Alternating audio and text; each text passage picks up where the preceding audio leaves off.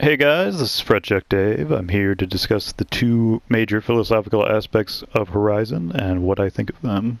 I think the game presents them very well, even though they're both quite difficult, endlessly debated points throughout history. The first point is nature versus nurture, um, and this is simply an argument of what determines how a person becomes who they are.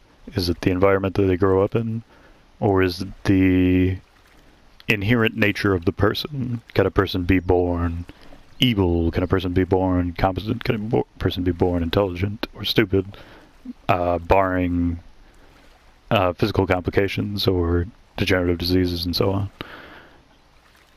And the general consensus, at least among academia, tends to be that nurture is more important, that education is the most important aspect of developing a person, and that civilization itself will grow and become more intelligent, more effective over time, and that, and of course, this is something that the game contradicts pretty readily, just given the nature of Horizon's world. As far as nature is concerned, the notion here is that a person with whichever genetic code or magical concept of intelligence that pervaded their brain from birth, is that what determines how the exceptional, the truly competent people in the world, of which there have only been, say, 1,000 in human history, those people are exceptional by birth. They're not exceptional because of the way they were brought up. And say their pursuit of knowledge is an inherent thing. It is not something that can be taught or understood easily. And the game definitely favors nature, which I do as well. And it's not necessarily the easiest point to make if you were to have this argument with with an academic. The academic is always going to favor education because they're educated. So favoring education makes sense because you're favoring yourself, you're favoring your inherent position. There's also the American notion of the American dream, American, that anyone can be successful as long as they work hard enough. But there is obviously an upper limit, even beyond all of the upper limits imposed automatically by society based on your race, ethnicity, gender, etc. There's an automatic upper limit just based on your ability to perform. That's not something that people want to admit, but it definitely exists. And of course, society's limits can overwrite any competence that you might have as we swim into the sun here. So, your competence is not necessarily the most important thing determining your success in the future, your intelligence. But a truly exceptional person is not something that you can recreate easily, except perhaps by communicating through another extremely intelligent person. So, oh, we found a fish. I don't think I can kill a fish in the water, alas. But they are out here.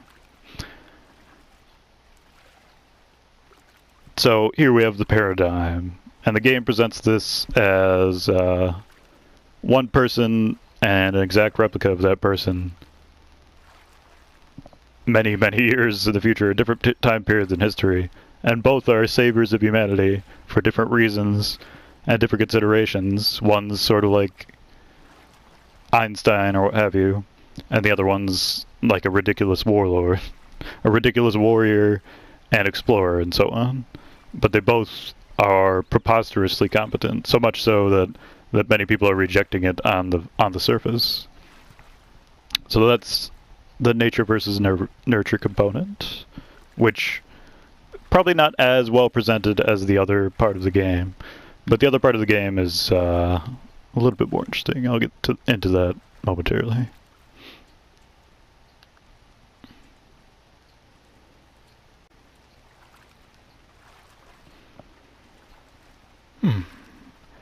Hey guys, I'm back. Still in the same spot here. This is take number 1, so if I teleport to some other spot, you'll know that I failed miserably at discussing this. It took about 4 tries to get a decent take on the first one. So, the second philosophical argument presented by the game is the creation and destruction cycle. And this is an argument for the existence of God or the lack of existence of God. What is God? What is religion? What is the purpose of both? Can a machine be religious? Which is a really interesting one. Obviously, the game thinks a machine can be religious. And what is the highest form of creation? Is it simply what was first, or is it what was most advanced?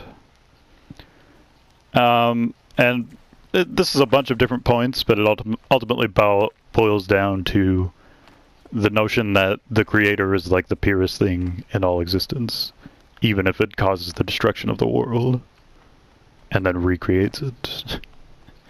So, this point is presented in a very, very complicated fashion, because the point is too complicated to express simply, which means it's going to be very hard to just understand. If you don't have any idea what the fuck I'm talking about, then just play the game, and then maybe it'll make a little bit more sense. But if you're coming into it just to discuss the philosophical aspect, as I am, then you come into this basic concept that one thing, be it machine or human, can believe that its creator had foreseen all these things, and no matter what level of complication the machine or the human has, it will still have an attachment, a concept, a belief in some form of creation.